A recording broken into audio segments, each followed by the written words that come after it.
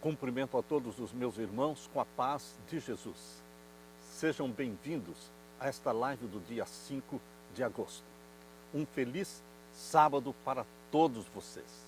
Antes de começar, vamos orar. Pai querido que estás nos céus, aqui estamos na tua presença para te adorar nesta manhã feliz de sábado. Pai amado, em nome de Jesus, nos aproximamos do teu trono de graça, suplicando o derramamento do Espírito Santo sobre mim e os meus irmãos nesse momento. Abençoa-nos ao estudarmos a tua mensagem, aquilo que o Senhor quer fazer na nossa vida. Dá-nos o Espírito Santo para entendermos a mensagem que o Senhor destinou à igreja de Laodiceia. Nós, esta última geração, derrama sobre nós a tua bênção, Pai. Em nome de Jesus que pedimos. Amém, Senhor. Meus queridos, desejo a todos, mais uma vez, um feliz sábado para vocês. Aqui estamos para estudar mais uma vez a Palavra de Deus. Hoje, nós vamos nos concentrar na carta que Jesus escreveu para a igreja de Laodiceia. São 7 cartas, esta é a última carta para Laodiceia. Queridos, convido todos vocês para abrirem a Bíblia em Apocalipse capítulo 3. Apocalipse capítulo 3, vamos ver então os versos 14 até o verso 22. Vamos ler. E ao anjo da igreja que está em Laodiceia, escreve: Isto diz o Amém, a testemunha fiel e verdadeira, o princípio da criação de Deus. Eu sei as tuas obras, que nem és frio e nem quente. Oxalá foras frio ou quente. Assim, porque és morno e não és frio e nem quente, vomitar-te-ei da minha boca. Como dizes, rico sou e estou enriquecido e de nada tenho falta, e não sabes que és um desgraçado e miserável e pobre e cego e nu. Aconselho-te que de mim compres ouro provado no fogo, para que te enriqueças, e vestidos brancos para que te vistas, e não apareça a vergonha da tua nudez, e para que unjas os teus olhos com colírio, para que vejas. Eu repreendo e castigo a todos quantos amo. Sê, pois, zeloso e arrepende-te. Eis que estou à porta e bato. Se alguém ouvir a minha voz e abrir a porta, entrarei em sua casa, e com ele cearei, e ele comigo. Ao que vencer, lhe concederei que se assente comigo no meu trono, assim como eu venci e me assentei com o meu Pai no seu trono. Quem tem ouvidos, ouça o que o Espírito diz às igrejas. Meu querido irmão, minha querida irmã, esta é a carta que Jesus escreveu para nós, igreja de Laodiceia, a última igreja na história desta terra. O título dessa mensagem: Deixe Jesus entrar. Meu querido, é um apelo de Jesus especialmente para os laodiceanos. Essa carta de Laodiceia, diferente de todas as outras 6 cartas, ela não tem elogios, ela tem somente repreensões e advertências e conselhos, e tem um forte apelo de Jesus Cristo pedindo para entrar na sua casa, para entrar na sua vida. Ele está batendo a porta do seu coração, ele está do lado de fora. Mas quem vai abrir a porta do coração e deixar Jesus entrar? Você pode abrir, eu posso abrir. Esta carta termina mostrando Jesus à porta, batendo, pedindo para entrar.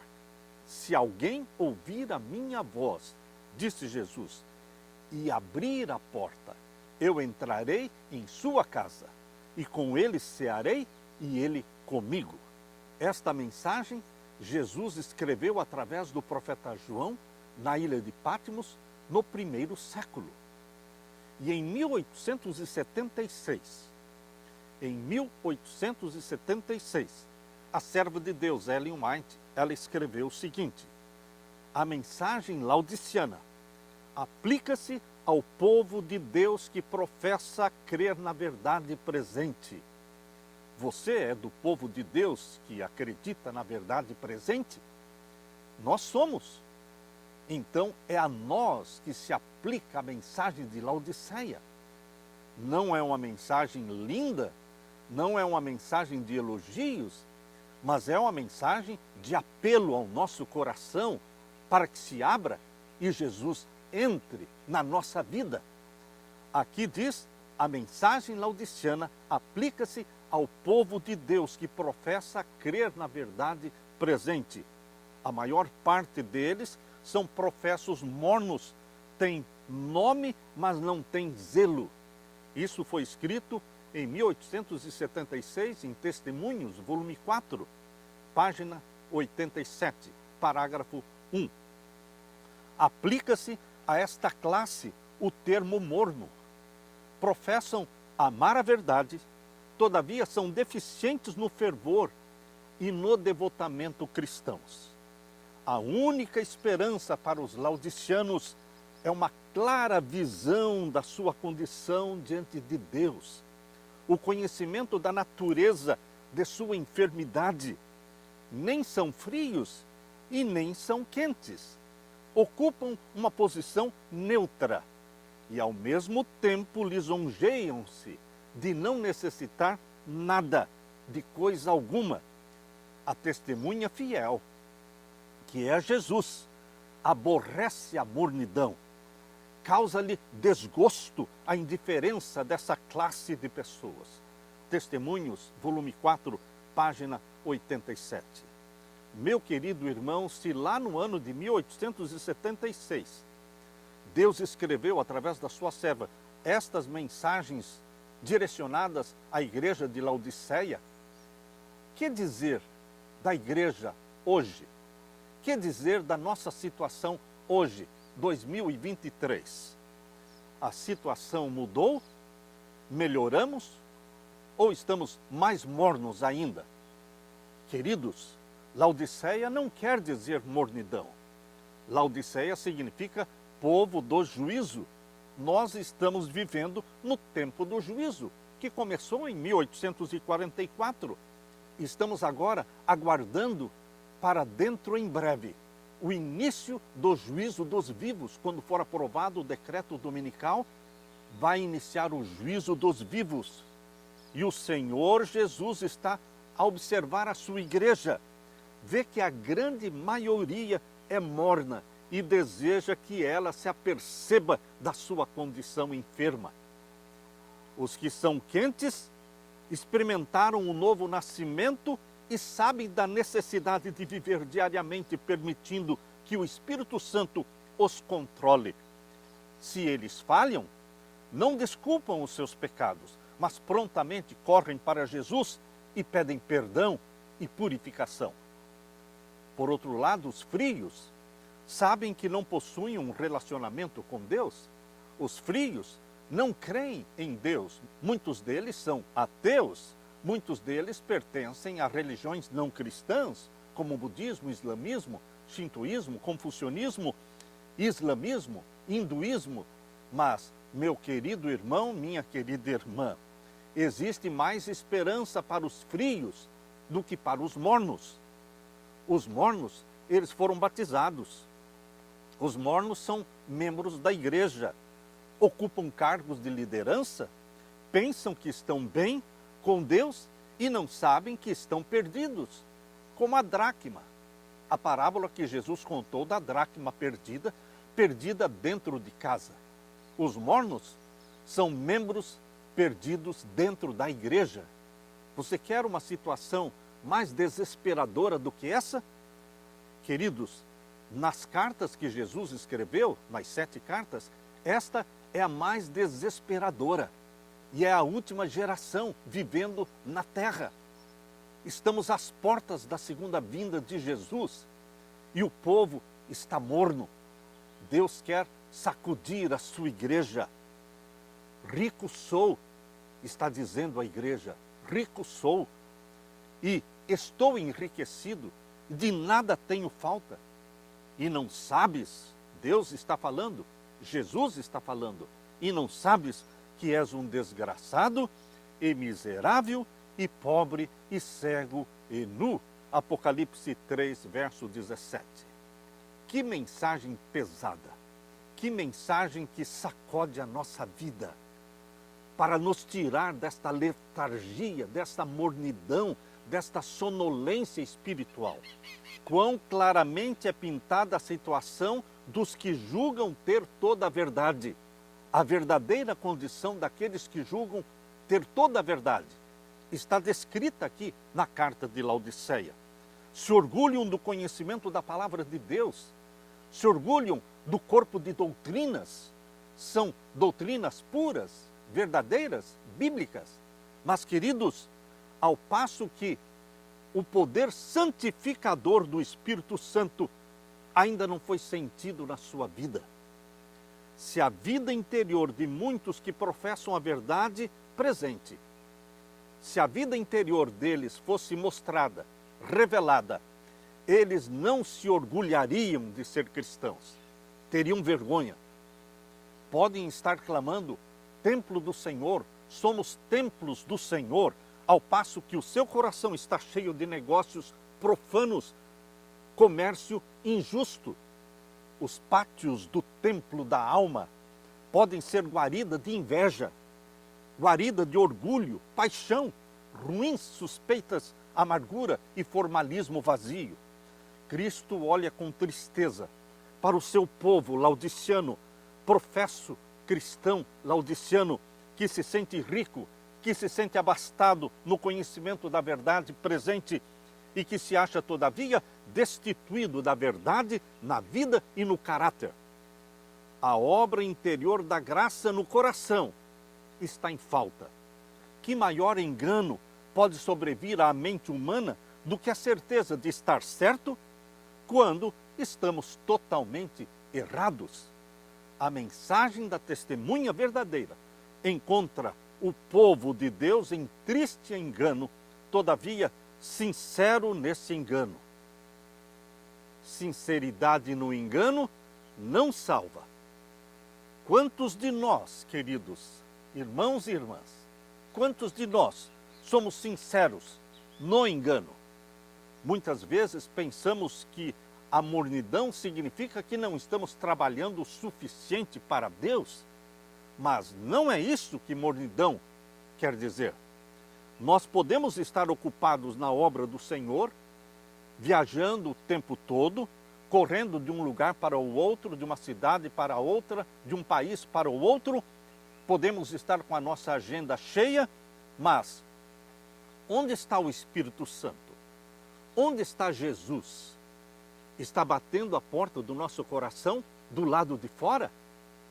Uma vez eu me encontrei com um líder, um pastor da Conferência Geral, viajando pelo Brasil, e ele pôde nos visitar em casa. Eu me choquei quando ele disse para mim que ele se encontraria durante aquele ano 2 vezes com a sua esposa. No ano inteiro, ele iria se encontrar somente 2 vezes com a sua esposa. Eu pergunto, meu querido irmão, minha querida irmã, está trabalhando para o Senhor? Sim. Está viajando? Está fadigado? Está com a agenda cheia? Sim. Mas é isso que Deus pede? É isso que Deus pede? Encontrar-se com a família somente 2 vezes no ano? Por isso que Jesus Cristo está falando para você, laodiciano, para mim também.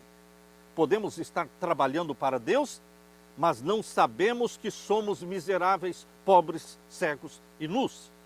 Quando percebermos nossa condição, Jesus tem o remédio. O remédio de Jesus está em Apocalipse 3 e o verso 18. Aconselho-te que de mim compres ouro provado no fogo, para que tenha riquezas, e vestidos brancos para que te vistas, e não apareça a vergonha da tua nudez, e que unjas os teus olhos com o colírio para que vejas. O ouro provado no fogo é a fé que opera pelo amor. Somente isto nos pode pôr em harmonia com Deus. Isto é o que está em Parábolas de Jesus, na página 79. Ali diz que o ouro provado no fogo é a fé que opera pelo amor. Nós precisamos deste amor. Nós precisamos desta fé que opera pelo amor. Gálatas capítulo 5, verso 6 diz: porque em Jesus Cristo nem a circuncisão, nem a incircuncisão tem valor algum, mas sim a fé que opera pelo amor. O que vale para Deus, o que tem valor para Jesus, é a fé que opera pelo amor. E está faltando esta fé que opera pelo amor na igreja de Laodiceia. Por isso Jesus está dizendo: aconselho-te que de mim compres este ouro, que é a fé que opera pelo amor. O homem precisa de um poder fora dele. Homens e mulheres, precisamos de um poder que está fora de nós, acima de nós mesmos, para nos restaurar à semelhança de Deus. Mas o fato de precisarmos deste poder que vem de Deus não significa que nós não precisamos fazer nada. A fé, por parte sua e minha, é necessária, pois a fé opera por amor e purifica a alma.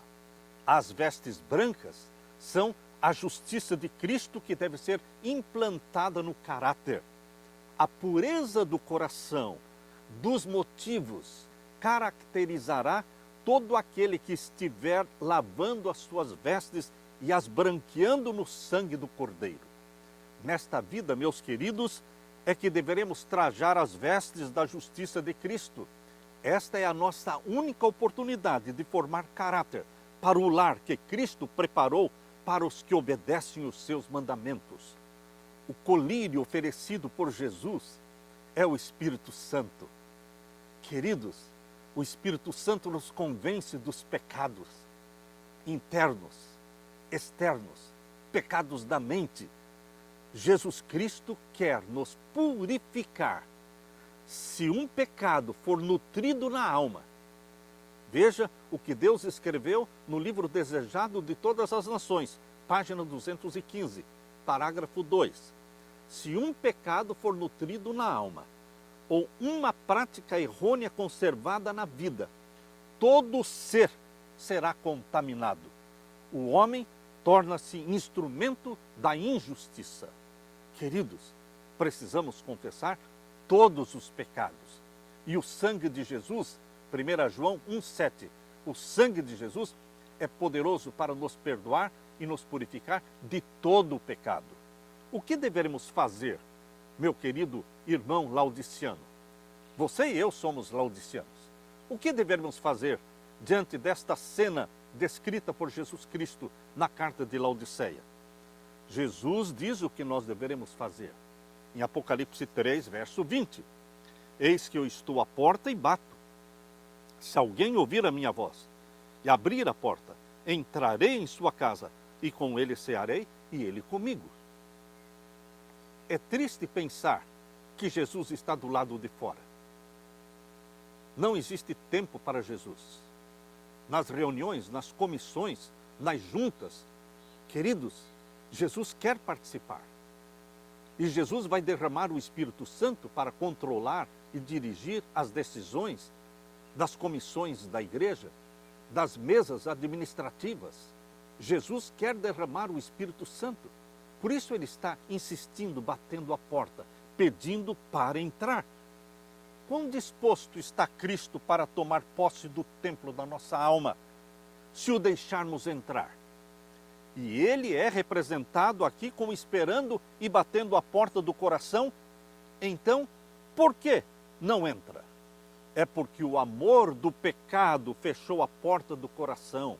Logo que consintamos em renunciar ao pecado, romper com o pecado, reconhecendo a nossa culpa, então será removida a barreira entre a alma e o Salvador. Vi que muitos têm tanto lixo empilhado na porta do coração que não conseguem abri-la. Alguns têm dificuldades entre eles e os seus irmãos para remover este lixo que está bloqueando a porta. outros têm temperamentos malignos, outros têm cobiça egoísta para remover antes que possam abrir a porta. Outros rolaram o mundo diante da porta do coração, trancando-a. Todo esse lixo deve ser retirado e então poderão abrir a porta e dar as boas-vindas para Jesus. A expulsão do pecado, meu querido irmão, minha querida irmã, a expulsão do pecado é o ato da própria alma. Você e eu precisamos tomar a decisão de expulsar o pecado da nossa mente, da nossa vida. É uma decisão que ninguém pode tomar por você. É uma decisão que depende de você, de mim. Por quê? Porque a expulsão do pecado é o ato da própria alma. Isto está no livro Desejado de Todas as Nações, página 328, parágrafo 6. A expulsão do pecado é o ato da própria alma. Na verdade, não possuímos capacidade para nos livrar do controle de Satanás.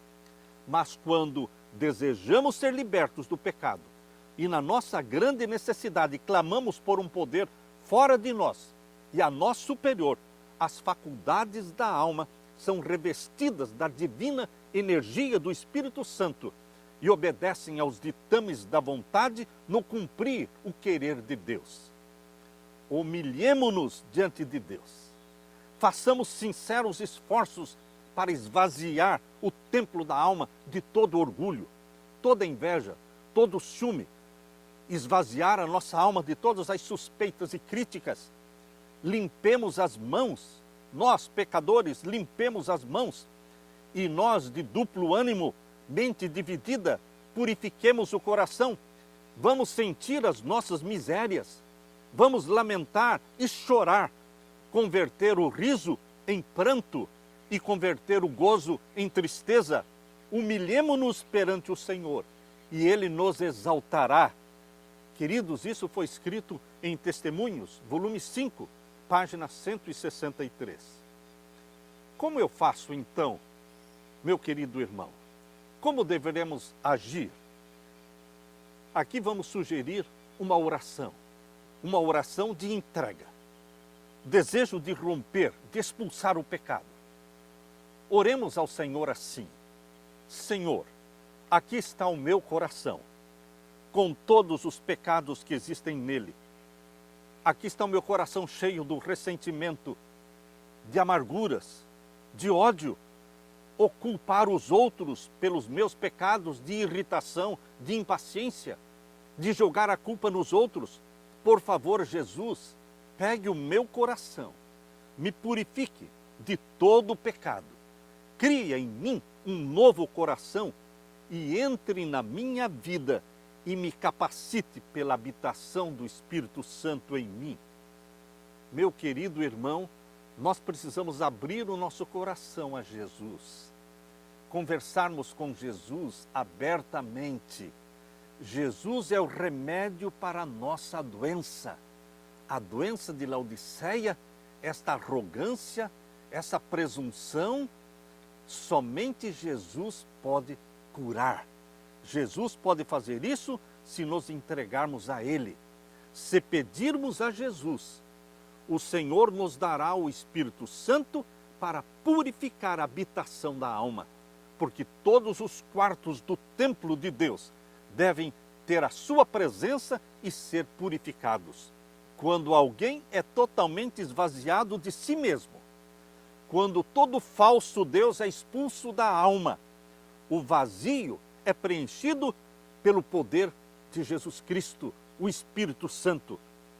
Tal pessoa tem a fé que purifica a alma da contaminação.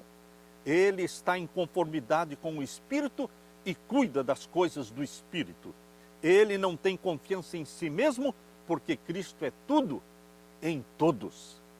Meu querido irmão, minha querida irmã, temos que ter consciência da nossa condição laodiceana, de perdidos, dracmas perdidas dentro de casa. Porém, não há necessidade para desespero. Por quê? Deus tem um plano maravilhoso para nos salvar, para nos dar poder para viver uma vida santificada. devemos descobrir qual é o seu plano e então cooperar com ele. Vamos ler em Filipenses capítulo 2. Abra sua Bíblia em Filipenses capítulo 2 e os versos 12 e 13. Filipenses 2, versos 12 e 13.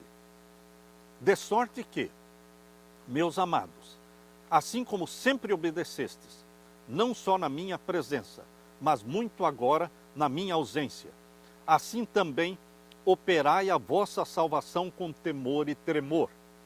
O conselho do Espírito Santo, através de Paulo, é que você opere a sua salvação com temor e tremor. Existe uma parte a ser desempenhada por mim e por você na nossa salvação. Por isso Paulo está dizendo, opere, haja, faça alguma coisa urgente com temor e tremor para a sua salvação. Mas existe a parte de Deus, porque no verso 13, Paulo diz assim, porque Deus é o que opera em vós, tanto o querer como o efetuar, segundo a sua boa vontade. Quando você decide fazer a sua parte, expulsar o pecado da sua vida, romper com os pecados, quando você toma esta decisão e busca a bênção de Deus, a presença do Espírito Santo na sua vida, então Deus, em contrapartida, vai também operar. Porque Deus é o que opera em vós, tanto querer como efetuar, segundo a sua boa vontade. Primeiro Deus pede para você tomar a decisão, você agir para a sua salvação, fazendo decisões radicais de mudanças, decisões de romper com os pecados. E depois Ele, Jesus Cristo, através do Espírito Santo, também vai operar para a sua salvação. Para nos apropriarmos da graça de Deus, devemos fazer a nossa parte. O Senhor não se propõe a realizar por nós o querer e o efetuar. A sua graça é dada para operar em nós o querer e o efetuar, mas nunca em substituição ao nosso esforço. A nossa alma tem de ser despertada para cooperar com Deus.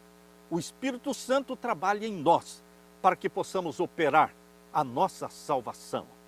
Como podemos ver, queridos irmãos, nesses textos, toda parte de Deus tem a ver com trabalhar em nossos corações, enquanto nossa parte é cooperar e agir de acordo com o que Ele fez e Ele continua fazendo.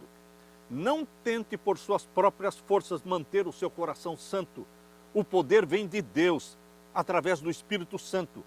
Convide Jesus para entrar e mexer com a sua vida e fazer morada em você. Ore a Jesus Cristo, dizendo, Senhor, aqui está o meu coração, com todos os pecados que existem nele. Meu ressentimento, minha amargura, meu ódio, ou culpar os outros pelos meus pecados de irritação e impaciência, eu entrego nas tuas mãos, querido Jesus, a minha vida. Toma o meu coração. Eu abro a porta do meu coração. Entre, venha fazer morada em mim, cear comigo em minha casa.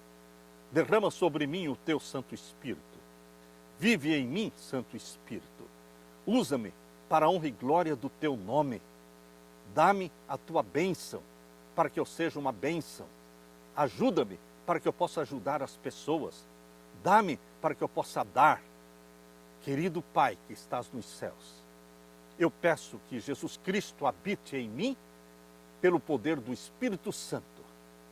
É em nome de Jesus que eu suplico e agradeço. Amém e amém. Meu querido irmão, deixo com você esta mensagem de apelo de Jesus a Laodiceia. Nós somos a igreja de Laodiceia. Nós precisamos deixar Jesus entrar e viver em nós. Que Jesus habite no seu coração, meu querido irmão, minha querida irmã. Deixo com vocês a paz de meu Jesus. Amém.